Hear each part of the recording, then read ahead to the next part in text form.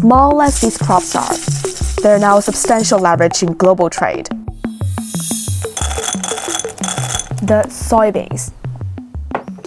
The US and Brazil together dominate over 2/3 of production, while China wields significant market power, importing roughly 100 million tons every year since 2020. China imports more soybeans than any other country in the world, so it's easy to tell how big a relationship the small beans have formed in between China, US, and South America. The crucial source of animal feed and cooking oil has remained a flashpoint throughout the ebbs and flows of the trade disputes between China and the US, from the tariff turbulence during the first Trump administration to the current one. 中美摩擦以后啊，整个大豆的价格波动幅度达到60到70美分，远远超了往年的大概10倍左右。Brazil overtook the US as the top soybean source for China, and there have been other emerging alternatives like Argentina. On the one hand, buyers here naturally turn to cheaper choices to sidestep eye-watering costs. On the other hand, Brazil has quickly expanded its yields and become the world's largest soybean producer. We are growing our productivity much more than, for example, US. The US is growing the total productivity factor in 1.1% a year. We are growing 2.5% a year. In the last 20 years was 3.2%. 巴西大豆产量这些年每年的增幅非常多，每年500多万吨、600多万的速度在提升，它的产量远远地超过了美国。The statistics of this trade relationship are staggering. We're talking about billions of dollars, millions of tons. How China's changing demand is shaking up the markets, and whether this will form a long-term trade landscape. In order to truly understand what it's all about, in this episode, I will talk to China's soybean buyers, agricultural tech developers, and of course, get some first-hand information from where the soybean source. This is Mato Grosso in central western Brazil, which by its name means thick forest that's historically known for its agricultural production.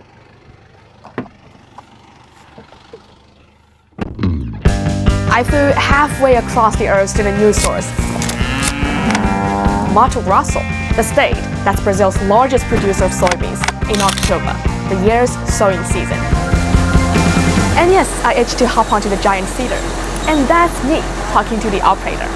Faço 140 hectares por dia, trabalho 12 horas por dia, de outubro a dezembro. Honestly, before I had no idea about the size of the Brazilian farms until I set foot there. You could be driving on a bumpy road for hours and never leave the one farm. Every farmland in Mato Grosso is calculated with tens of thousands of hectares or hundreds of millions of square meters. We are doing double crops. These lands usually grow corn, cotton, coffee, or soybeans in turn, and even breed livestock. The two farms I visited in October only finished harvesting cotton and corn and started planting soybeans for the year. China is the first destination of our products.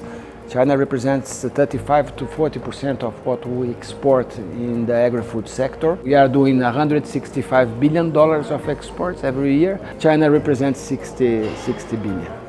And the proportion for exports of soybeans to China is even bigger. Bom Cargill ADM, mas eu acredito que em torno de 80%, que é mais ou menos a média. Aproximadamente 70%. See the smiling faces? China's been demanding more soybeans. 每年我们的加工大豆数量大体上在1200多万吨，其中呢有80-90万吨是国产大豆，其他呢1000多万吨呢来自于进口。进口的国家呢主要是你像巴西、阿根廷、美国。Carry Arawana is one of the largest cooking oil processing companies in China, consuming more than 12 million tons of soybeans a year. 这些年进口构成在发生很大的变化，80%来自于巴西，过去中国从美国进口的大豆数量占到70-80%。In China, soybeans from Brazil are mainly used for producing soybean meal and oil processing. Soybean meals for livestock such as pork, poultry, and aquaculture, and cooking oil for food industry. 巴西大豆很重要的一个原因呢，含油很高，含油20多。美国大豆基本上在18，油的价值高嘛，多一个油就少一个破。Historically, China's soybean buyers have usually bought Brazilian soybeans from February to September. After that, from October to January, US soybeans dominate procurement lists. Take a look at the overall soybean export prices released by the International Grains Council, where you can see the soybean prices of the three major producers, and the local buyers will pay the tariff and value-added taxes based on the prices. So this year, due to the tariff turbulence triggered by the Trump administration, the soybean buyers in China have turned to Brazil as a dominant source throughout the year. 中美的这个关税摩擦发生以后，我们的采购主要目标地就完全是对着巴西，而不是美国了。我们现在已经在巴西派有专业的团队，他们已经深入了巴西的主产地。Starting this year, the soybean importer dispatched procurement professionals to Brazil for the first time. The change in procurement strategy has not affected the world's largest soybean importers' demand. In the first 11 months of this year, China already imported more than 100 million tons of soybeans. In November, soybean imports reached a 4-year high. That means the country's soybean imports are likely to reach another record high for the year in 2025. Has that kept you even busier? Sim. A demanda realmente está muito aquecida. O Brasil tem exportado. Agora no mês de setembro, novamente, foi exportação recorde de soja no Brasil. Né? 11, acho que não me engano, 11 milhões de toneladas foram exportadas. Então, realmente, o mercado de soja está muito aquecido no Brasil, nesse momento, pela China e também outros países que têm comprado o Brasil. So this is soybean sleeves. Sim, soja. Can we walk inside? Yes. Just be careful, right? Yeah. Don't touch the leaves. De soja nós plantamos ao total 24 mil hectares. É mais ou menos 55%. Usually, the farms spend a month planting the seeds starting from October, and it would take another 4 months to harvest the soybeans. In 4 months, we can get soybeans from this plant. Yes. For China, have more 6 months, and we need a truck. Go to the port. Yes. And then go to Shanghai. Yes. Many of the farms in Mato Grosso have been planting soybeans for decades, and exports to China date back as far as 25 years ago. A soja tem aumentado a produtividade nos últimos anos. Né? A gente levou em torno de 10 a 15% a produtividade nos últimos 5 anos. It's a common theme among the farms in the area. They're growing more soybeans, and a larger share of the harvest goes to China. At this point, I started wondering how the farms have been able to increase their productivity in such a rapid speed. It turns out to have a lot to do with another big Brazilian farm industry, cattle. Fazem 5 anos. É a área de reverte. Aqui era pura pecuária e agora é alterna. The day I visited the farm, the cattle had just moved to the other side of the land, and so the left side of the land was available for planting soybeans. The reason for the transformation was pretty easy. A more lucrative business. Eu acho que 100%, porque o mercado asiático, eu acho que em torno de 20%. It's not as simple as just moving a few cows and then planting soybeans. They have to first recover the land downgraded by the cattle to make sure it's suitable for the new crop. And so I met with a technician to learn more about these efforts. I think the land here looks like desert. Is it possible to plant soybeans? The characteristics with this soil, it's 10% until 20% of clay in Brazil. It's hard to plant. It's hard to plant. So to achieve to plant that, we need to use cover crops. This is the cover crop, and the roots with this cover crop will bring the nutrients in 1 meter of deep in the soil and push that for the superficie here for this moment. So we have a sand soils, and with the nutrients more close here, it's good and the best way to start to planting. We put cattle here, cows, to eat that, like that, and this will become straw to protect the sand soils to a loss of water. Here and provide organic materials. Exactly. I will try to show exactly the roots. Maybe we can just see. Ooh. Look, that's so baby root. It feels kind of interesting when I touched the cold and humid crop roots when I was standing on a seemingly dry soil in a scorching 36-degree heat. It's a magic of nature, and also the brilliant minds that figure out a way to bring new life to the soil and more money to the farm owners. Normalmente ela consegue dar uma rentabilidade 2 vezes maior que a da pecuária, né? Aqui no Brasil, a soja é uma das atividades agrícolas mais rentáveis e dá rendimento médio em torno de 15% por safra. When the soil is ready, it's time to plant the seeds. Oh, there are many of them. It looks like pearl. The seeds don't look like ordinary yellow soybeans. They're covered with a colored cloth.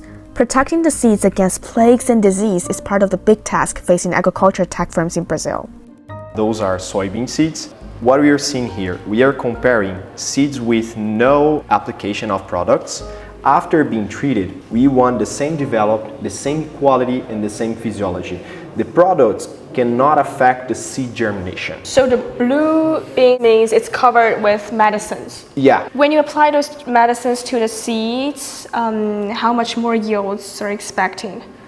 Oh, in different crops, we have different answers for that, but we can improve, for example, plus 10 bags each hectare. That might be around 20%, 15%. Wow. In Brazil, we plant almost 40 million hectares of soybeans every year. So this is quite important to test products, to have covered the safety of applying these products in these big areas of plantations. Yeah. What about the growth rate? Is it growing, still growing every year? Yeah, soybean plantations are still growing in Brazil, and it's roughly around 5% increase every year.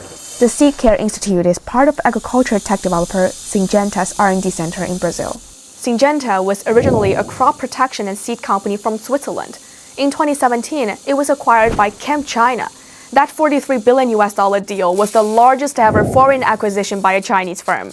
And in 2020, ChemChina and Sinochem Group consolidated their agricultural assets into a new holding company called Syngenta Group. Syngenta has thus become the world's largest agriculture technology company. In the past 20 years, for instance, if I think about the results of Syngenta in Brazil, it has grown more than 3 times the size of the business as a whole. And with that, we are of course making investments so that we can develop more technology for tropical agriculture. So if I think, for instance, of the acquisitions, of how we structure our market access in a different way, so a lot of this has happened in the past 5 years. While China's demanding more soybeans from Brazil, the agri-tech firms are allocating more resources also in this South American nation's agriculture industry. The business scope has thus been consolidated in the country. Actually, in Brazil, we have 7 million hectares with growers that use technologies from Syngenta Digital. I think that's almost 70% of the market share from the entire Brazil. To see the growth behind the numbers, I paid a visit into the firm's R&D center in Brazil. Hey, nice to meet you. Hey, nice to meet you. Welcome, Lisa. Wow, very nice. It's a pleasure to receive you here in our research center here in Olambra. This is an important site that we have here in Brazil. This is a site that we have more than 50 hectares here. And so what's the function of this R&D center? Here we check technologies for like herbicides, fungicides, insecticides, products for seed treatment, and also biologicals, to provide different solutions to our customers to help and address the technical needs that they have at the field. For what kind of markets? We have solutions here, and we develop and check for Brazil and also other countries that we have here in Latin America, like Argentina, Paraguay. The R&D center features a lab with more than 35 professionals testing new technologies. In the last 5 years, we have launched 3 very important technologies that we have. And in this year, we are having the opportunity to launch another new technology to help and control nematodes, seeds, and soil disease.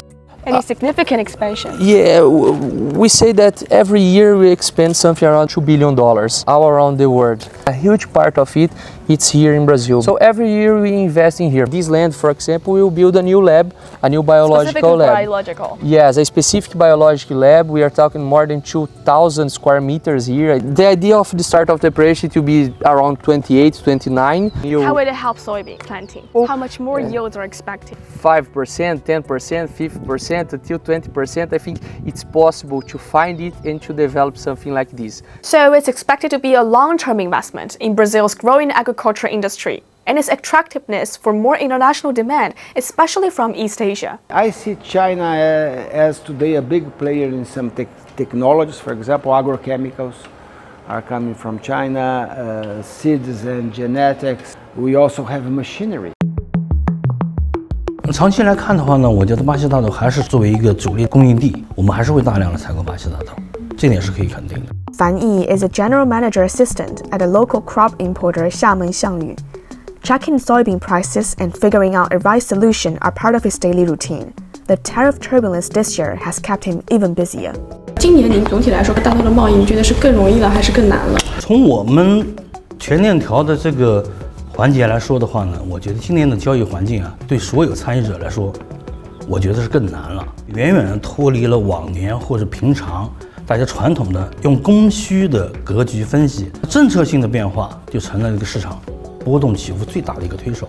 这样非常多的不确定性呢，就会让所有参与者感觉到手足无措，甚至有些时候根本没有应对的措施。但是从另外一个角度来说，可能对我们来说是更有价值，利用价差来获取利润的时代早就已经过去了。For the many soybean importers in China, just playing it by ear is no longer a priority. Xiamen Xiangyu, for example, is seeking for a transformation so as to gain more stable profits. 那现在的综合服务供应链体系呢，就是强调的是你要完整你的整个供应链上面的所有的环节，你在每个地方都可以找到服务的点和服务的利润，这样才能获取更多的价值获得。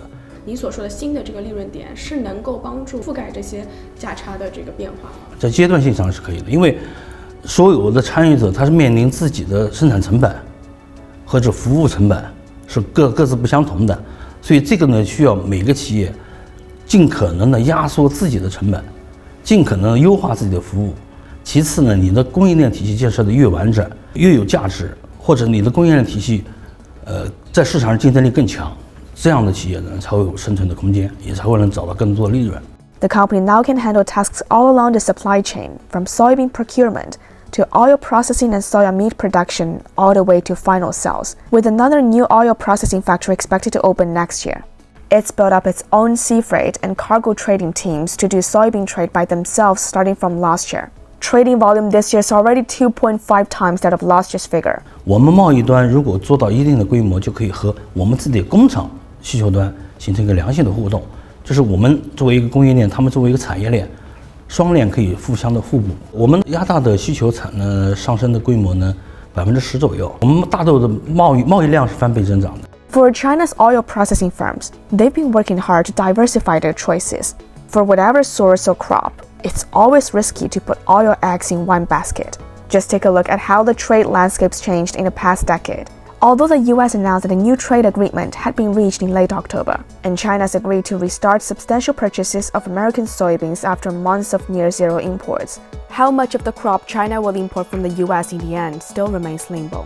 10多年前，我们在非洲就有布局，在中亚地区、俄罗斯、乌克兰地区都有布局。进口渠道的多元化，进口品种的多样性，严格的期货套保，避免市场价格大跌大涨。Of course, companies always kept it in mind to avoid risks, and financial tools like futures trading are an effective way. 因为大豆这个品种，它本身和其他商品的相比来说的话呢，它的金融化和标准化程度更高。利用期货、现货，包括内盘、外盘的一个多种工具的使用，在有压榨利润的时候呢，我们现货方面呢尽快的完成一个定价，在期货方面呢，内盘进行定价，外盘呢，我们及时的进行完成点价。In December 2004, the Dalian Commodity Exchange launched a number 2 soybean futures contract, which is primarily oriented towards imported soybeans. 2004年，大豆系列的品种抛弃保值效率均达到了90%以上。参与华大豆2号期货交易的企业现货量占市场总量的70%。参与豆粕和豆油期货交易的大豆压榨企业的压榨量也达到了全国90%以上。目前，国内约有75%的豆粕、40%的豆油现货贸易均采用了大商所的期货品种来进行基差定价。Soybean-related futures and options were also the first varieties in China's futures market that allow overseas traders to participate in the trading of the entire series starting at the end of 2022. So far, more than 150 overseas clients from 30 countries and regions have participated in this trading. So, we're not just talking about growth and expansion, it's equally about adaptation and resilience. A turbulence of trade disputes has taught China's importers and crushers a critical lesson. Over-reliance on a single source is a strategic vulnerability. Their response has been a deliberate and calculated shift. They've been diversifying suppliers, investing directly in overseas supply chains, and building a sophisticated financial shield through a complete domestic futures market. China's immense and unwavering demand for soybeans is far more than a trade statistic. It is a fundamental force reshaping agricultural landscapes and international relationships. As we've seen, this demand has directly fueled Brazil's rise as an agricultural superpower, transforming its heartland, driving technological investment from Chinese companies, and creating deep structural economic ties between the two nations. They're moving from being passive price takers to active managers of a complex global pipeline. The smiling faces of Brazilian farmers and the busy analysts at Chinese commodity exchanges are two sides of the same coin. They're linked by a simple, enduring truth: the world needs to feed itself. China's strategy to secure its protein supply by nurturing new sources, fostering agricultural innovation abroad, and fortifying its financial defenses ensures that the humble soybean will remain a powerful lever in global trade, diplomacy, and economic strategy for years to come.